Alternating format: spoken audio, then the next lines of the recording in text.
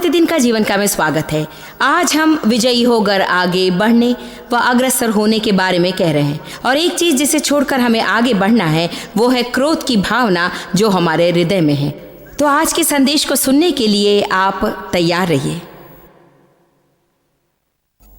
हमें ये सोचना बंद करना चाहिए कि हमें खुश रखने के लिए हर एक को उनके व्यक्तित्व और चाल चलन में परिवर्तन लाना चाहिए। हमें स्वयं जिम्मेदारी लेकर अपनी भावनाओं और अनुभूतियों पर नियंत्रण रखना चाहिए।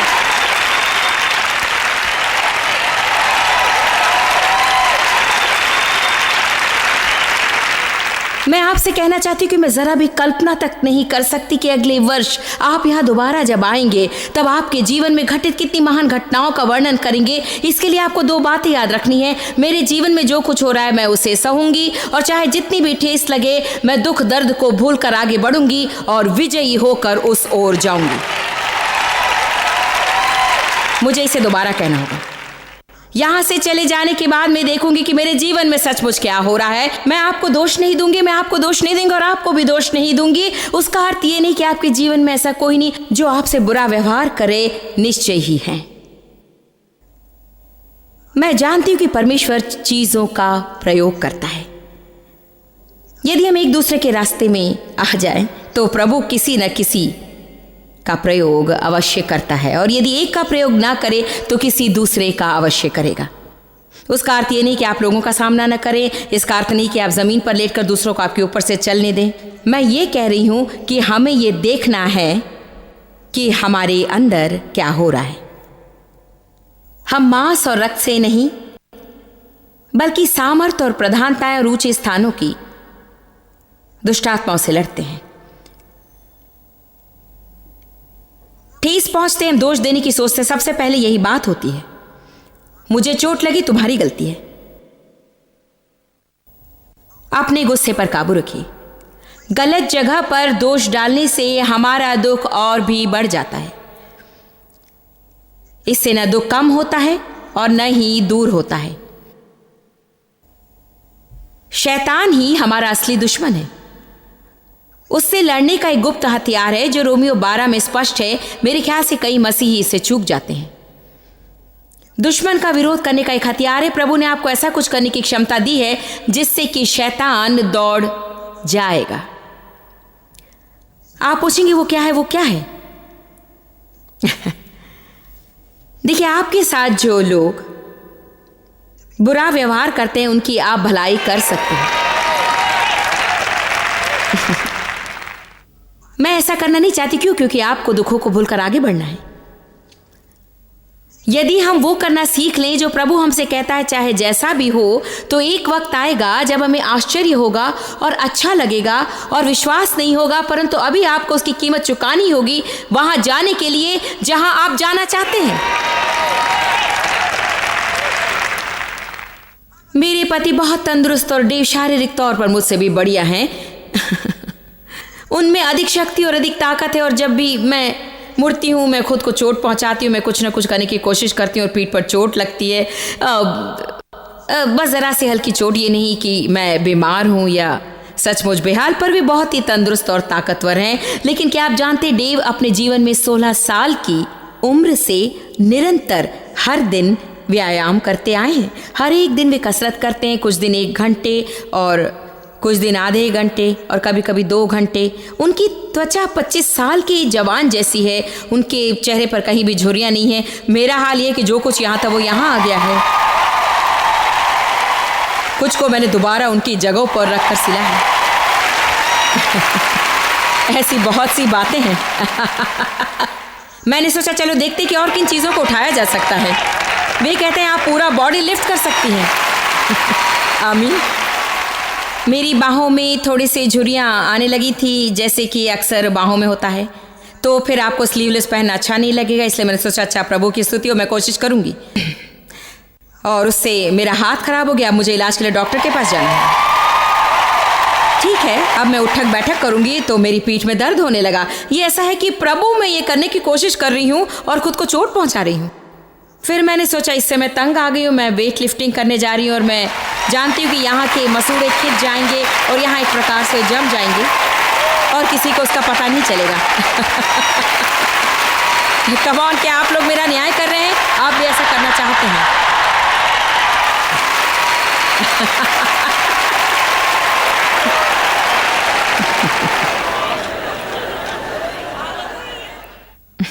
देखिए, डेव ने कीमत चुकाई। बहुत तरीकों से उसे चुकाया। आज वे जैसा रहना चाहते हैं उसकी कीमत तब उन्होंने चुकाई। तब मैंने कोई कीमत नहीं चुकाई, पर अभी चुका रही हूं।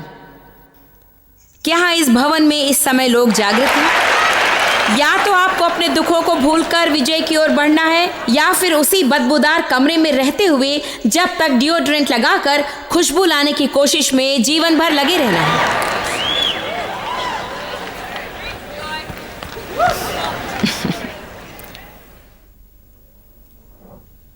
प्रभु भला है, मैं इसे बर्दाश्त नहीं कर सकती, पर चुकाने को एक कीमत अवश्य है। आपको किसी न किसी चीज से होकर गुजरना है। जीवन में जो गलतियां हुई हैं उसके लिए किसी और को दोष मत दीजिए। जब से मैंने प्रार्थना करना और शैतान पर अधिकार जमाना सीखा, मैंने हर चीज को धिक्कारा है, हर एक को धिक्कारा है। हे प्रभु, तुझे डेव को बदलना है, बच्चों को बदलना है, मेरे पड़ोसियों को बदलना होगा, मेरे बॉस को बदलना होगा। तब प्रभु ने बताया कि मैं ही समस्या हूं। आपको याद है ना, मैंने पहले भी कहा था कि आपकी खुशी कोई दूसरा चुराने का अवसर मत दीजिए। आपकी खुशी की जिम्मेदारी किसी दूसरे को मत दीजिए। आपकी खुशी के जिम्मेदार आप खुद ही हैं। वो किसी और की जिम्मेदारी नहीं कि आपको जोशीला बनाए और सारा दिन खुश रखे। यहीं पर हम गलती करते हैं। हम किसी से शादी करके हमें खुश रखने की जिम्मेदारी उन पर छोड़ देते हैं। हमें उनके साथ रिश्ता जोड़कर प्रभु से पूछना चाहिए कि हम उन्हें क्या दे सकते हैं, और फिर उन्हें देकर हम खुश हो सकते हैं। लेकिन हम उसका उल्टा करते हैं, आप मुझे खुश कीजिए। नहीं, प्रभु कहता है दूसरों को दो। दूसरों का जीवन बेहतर बनाने के लिए आप क्या कर सकते हैं? दूसरों के लिए कुछ करने पर आप महिमामय और अवर्णनीय आनंद पाते हैं। क्या आप जानते हैं कि जब दूसरा कोई अपनी मर्जी से कुछ करता है और आप नहीं चाहते कि उस तरह से करे, तब कितना दुख होता है? एक बार जब उसे होने देते हैं तो आपके अंदर एक आत्मसंतोष रहता है जो आपकी इच्छा अनुसार करने पर आपको नहीं मिलता। हम अवर्णनीय और महिमामय आनंद को पाने के लिए शरीर से सौदा करते हैं। छोटी सी शारीरिक वस्तु से हम उस वास्तविक चीज का सौदा करते हैं जिसे देने के लिए यीशु मरा। यह जानने से बढ़कर कोई उत्तम अनुभव नहीं है हमारे जीवन में कि प्रभु आपसे क्या चाहता है। चाहे कितनी भी कीमत चुकानी पड़े, आपको वही करना है जो प्रभु ने आपसे कहा है।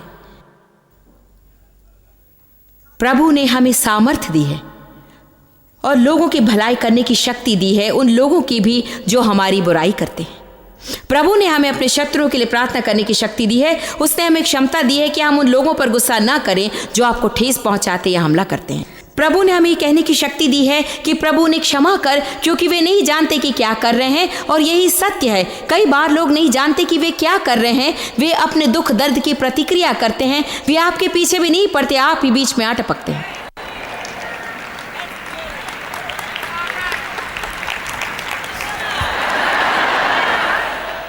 हालेलुया। धन्यवाद प्रभु कि तूने मेरे शत्रुओं को मेरे साथ शांति से रहने दिया। प्रभु, उन्हें क्षमा कर। वे नहीं जानते कि वे क्या कर रहे हैं, वे मुझे नहीं जानते हैं। सचमुच हमें यह समझना है कि वास्तव में लोग नहीं जानते हैं और हमें उन पर तरस खाना चाहिए और उनके लिए प्रार्थना करनी चाहिए। ऐसा करने पर आप आज़ाद हो जाते हैं। रोमियो 12:21 एक बहुत ही प्रभावशाली आत्मिक रहस्यों में से एक है और अच्छा होगा कि लोग इसे अच्छी तरह से जान लें। हम बुराई को भलाई से जीतते हैं। मैं ऐसा नहीं कर सकती, मैं उनके साथ बातें नहीं कर सकती, उन्होंने मुझे ठेस पहुंचाई है। जी हाँ, आप कर सकते हैं।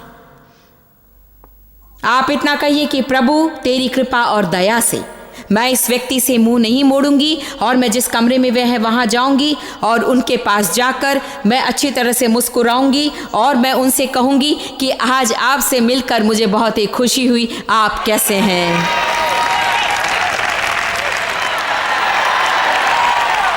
लेकिन हम करते ये कि हम उस कमरे के अंदर घुसते और हमें ठेस पहुंचाए हुए किसी को देखने पर कहते मैं इसके पास नहीं जाऊंगी।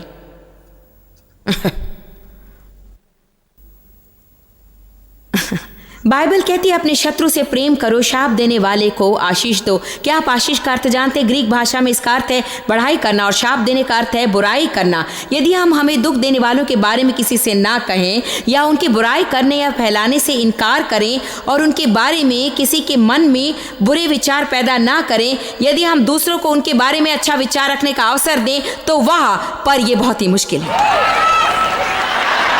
ओ जानते मैं उसके साथ था और ओह वास्तव में कल आप मेरे साथ थे और किसी दूसरे के बारे में कह रहे थे। अभी मैं भूल गई कि वो कौन था, कितना अच्छा और कितना महान, कितना ये, और मैंने सोचा अरे मैं जो कुछ जानती हूँ उसे बता देना चाहती हूँ।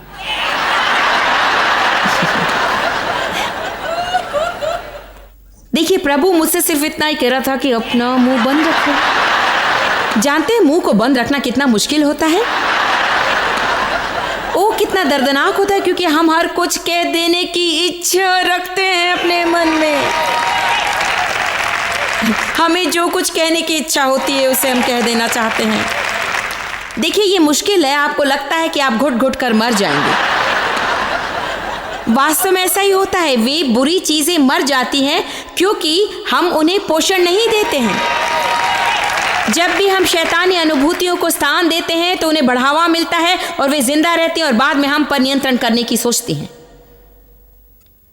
हमें बुराई को भलाई से जीतना चाहिए। भले बनकर सही कार्य करने पर शैतान को दुख होता है। शैतान बहुत ही दुष्ट और अधर्मी है, और जैसा कि हम पहले बता रहे थे, यदि हमारा दिन बुरा होता है और हम उन लोगों के आसपास रहते जो वास्तव में खुश रहता है तो हम चिढ़ जाते हैं। शैतान में कोई भी अच्छाई नहीं रहती, वो नीच और दुष्ट है। इसलिए जब हम भला और उचित कार्य करते हैं तो उससे बहुत ही कष्ट होता है। क्या आप ये जानते हैं किसी की भलाई करने पर शैतान दुखी हो जाता है? हर बार जब हम प्रेम व्यक्त करते हैं तो वो तो बस और ये सच है। मैं ये जानती हूं और आपको बता रही हूं। जब मैंने एहसास किया कि शैतान ने मेरे पिता के जरिए मेरे लिए क्या किया, क्योंकि किसी ने उनको चोट पहुंचाई थी। दुखी लोग दूसरों को दुख देते हैं। जब तक कि कोई खून की रेखा नहीं खींच लेता, ये चलता ही रहता है, पीढ़ी दर पीढ़ी दर पीढ़ी दर पीढ़ी दर और पीढ़ी दर, और शैतान बहुत ही प्रफुल्लित होता है। पर बाइबल यशाया 61 में हमें बताती है कि जब हम प्रभु को अवसर देते हैं, वो पूर्व काल के खंडहरों में फिर बनाकर उजड़े हुए नगरों को, जो पीढ़ी पीढ़ी में उजड़े हुए हों, उन्हें फिर नए सिरे से बसाएगा। हाँ, मेरे खून के रिश्तों में भी उजड़ापन था। उसका इतिहास भरा हुआ था निंदा, क्रोध, दुष्प्रयोग और हिंसा की भावना से। पर क्या आप जानते ये यहां पर रुक गया? उसे रोकने के लिए मैं कीमत चुकाने वाली हूं। ये मेरे परिवार के लिए मेरी वैदिकता है, इसीलिए मैं आज यहां आपके सामने खड़ी होकर प्रचार कर रही हूं।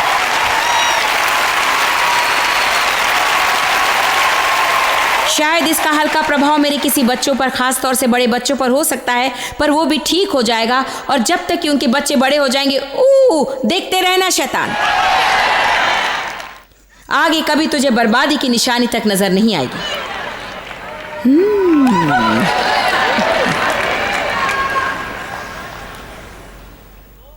मैं जानती हूं कि मैं शैतान को धिक्कार सकती हूं। जब मैंने एहसास किया कि उसने मेरा क्या किया, आप पगला जाते हैं। तूने मेरा बचपना चुराया, मैं कभी बच्ची ही नहीं रह सकी। जब मैं 23 की थी, और मैं झूठ नहीं कह रही हूं, मुझे याद तक नहीं कि मैं कभी खुश थी और कभी अपने जीवन में आज़ाद थी और निर्भय थी। आप पूछेंगे 23 क्यों? खैर, जब हमारी शादी हुई थी, डेव 26 की और मैं 23 की थी। मुझे याद है एक दिन हम बातचीत कर रहे थे और डेव अपने बचपन की मस्ती भरी घटनाएं सुना रहे थे। और उनके पास पैसे नहीं थे, शराब के कारण पिता की मौत हो चुकी थी, पर उनकी माँ बड़ी धर्मी थी, जो उनके लिए प्रार्थना करती, उनसे प्रेम करती, उनकी देखभाल करती और उन्हें अक्सर चर्च ले जाया करती थी। डेव अक्सर अपने बचपन की मौज मस्तियों की याद किया करते।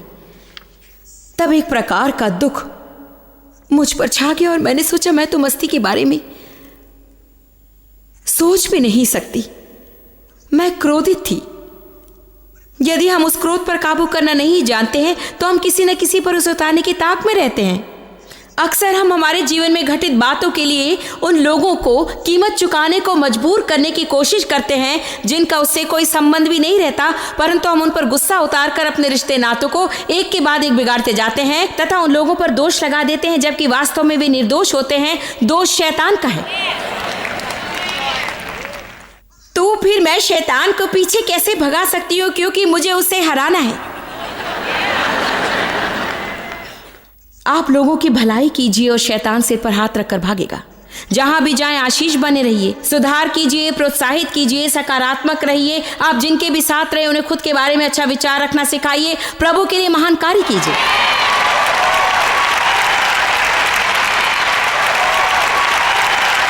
मैं आशा और प्रार्थना करती हूं कि सुबह उठकर जैसे ही अपना पैर जमीन पर रखूं तो पाताल कांप उठे। अरे वो फिर से उठ गई।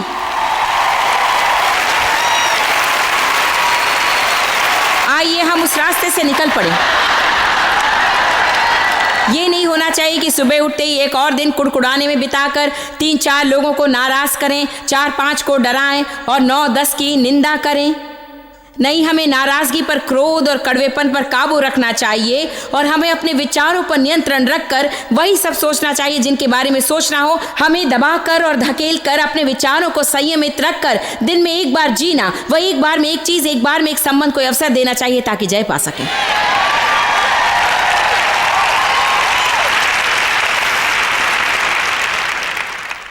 रोमियो 12:19। हे प्रियो, अपना पलटा ना लेना। बदला। एक दिन मैंने एक व्यक्ति की कहानी सुनी जिसे एक पागल कुत्ते ने काट डाला था।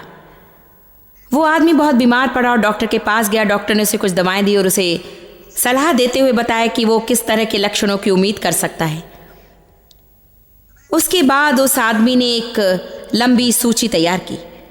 डॉक्टर ने सोचा शायद इसे अपनी मौत का डर है, इसलिए वसीयतनामा तैयार कर रहा है। उसने कहा, अरे भाई, इसकी कोई ज़रूरत नहीं, तुम मरने वाले नहीं हो। उसने कहा कि मैं जानता हूँ, मैं तो उन लोगों की सूची बना रहा हूँ जिन्हें मैं ठीक होने से पहले काटना चाहता हूँ।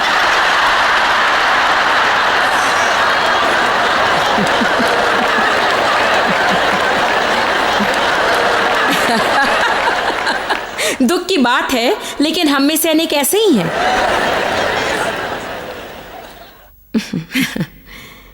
मैं अपनी समस्या से तुम्हें काट डालूंगी, लेकिन बदला लेना बुरी बात है। प्रभु कहता है वो हमारा काम नहीं है। वो उन चीजों में से एक है जिस पर हम हाथ नहीं लगा सकते। प्रभु कहता है दशमांश पर हाथ मत लगा, मेरे अभिषेक की हो को मत छू, मेरी महिमा को मत छू, बदला लेने पर हाथ ना लगा। हम बदला नहीं ले सकते, वो अधिकार हमारा नहीं है। प्रभु कहता है पलटा लेना मेरा काम है, मैं ही उसे करूंगा।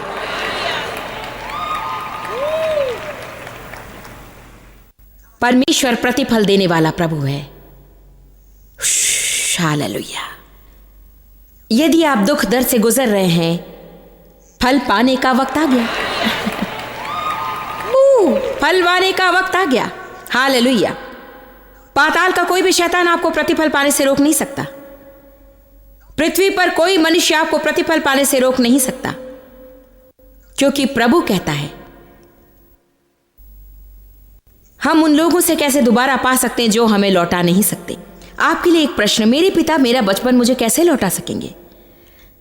जब मैं 40 की थी तब मैं इसके बारे में सोचने लगी। ओह, मैं कभी बच्ची ना रही, इसीलिए मुझे काम करने का नशा हो गया, क्योंकि मैं खेल नहीं सकती थी। यदि मैं मौज मस्ती करके खेलती तो मुझे लगता कि मैं दोषी हूं और हंसना चिल्लाने के बराबर था। तो मैं काम करने में ही लगी रही। मैं तब तक काम करती जब तक मर सी गई, क्योंकि मैंने सोचा कि लोग मुझे सिर्फ इतना ही करने की अनुमति दे सकते थे। ओह, मैं क्रोधित हुई। ओह, मैं कभी बच्ची नहीं रही। पर क्या आप जानते हैं, मैं सीख रही हूं कि 60 साल की बच्ची कैसे बनूं।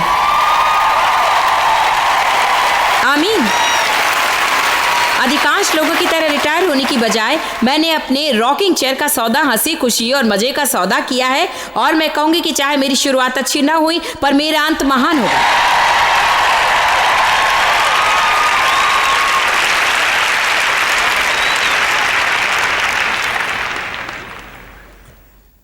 हे प्रियो, अपना पलटा ना लेना परंतु परमेश्वर को अवसर दो, क्योंकि लिखा है पलटा लेना मेरा काम है, प्रभु कहता है मैं ही बदला दूंगा। कौन आपके शत्रु से पलटा लेगा? प्रभु। कौन शैतान से बदला लेगा? प्रभु। कौन मुश्किल समय पर भी सही कार्य करने का प्रतिफल आपको देगा? प्रभु। बिल्कुल ठीक। फल पाने का दिन आ रहा है, परंतु यदि तेरा बैरी भूखा हो तो उसे खाना खिला, यदि प्यासा हो तो उसे पानी पिला, क्योंकि ऐसा करने से तो उसके सिर पर आग के अंगारों का ढेर लगाएगा। ये आग वो नहीं जो आप समझते हैं। मैं भी ऐसा ही सोचती थी। उसके बाद मैंने इसका अर्थ जाना। एम्प्लीफाइड बाइबल में नीति वचन में दिए गए व्याख्यान से स्पष्ट होता है कि आग के अंगारों का अर्थ है परमेश्वर का धधकता प्रेम, जो आपके विरुद्ध उठने वालों के कठोर हृदय को पिघाल देता है। तो आग के अंगारों का तात्पर्य है सक्रिय और सतत प्रेम चलन, और ये कि आप उनसे अपने शत्रुओं से प्रेम करते रहें, प्रेम करते रहें और प्रेम करते रहें, प्रेम करते रहें, प्रेम करते रहें, जब तक कि उनका कठोर हृदय पिघल कर परिवर्तित ना हो जाए। मैं आपको बताना चाहती हूं कि यीशु मरा ताकि आज मैं जो जीवन जी रही हूं उसे जी सकूं। इसका गलत अर्थ मत निकालिए। मेरा मतलब ये नहीं कि हम परमेश्वर का स्थान ले लें, बल्कि वो हमारे द्वारा कार्य करता है। आज आप में से अनेकों ने जो जीवन पाया उसके लिए मुझे मरना पड़ा, और आपको भी मरना जरूरी है ताकि आप किसी और को वो जीवन प्राप्त करा सके जिसे देने के लिए यीशु मरा। किसी के जीने के लिए किसी को मरना जरूरी है।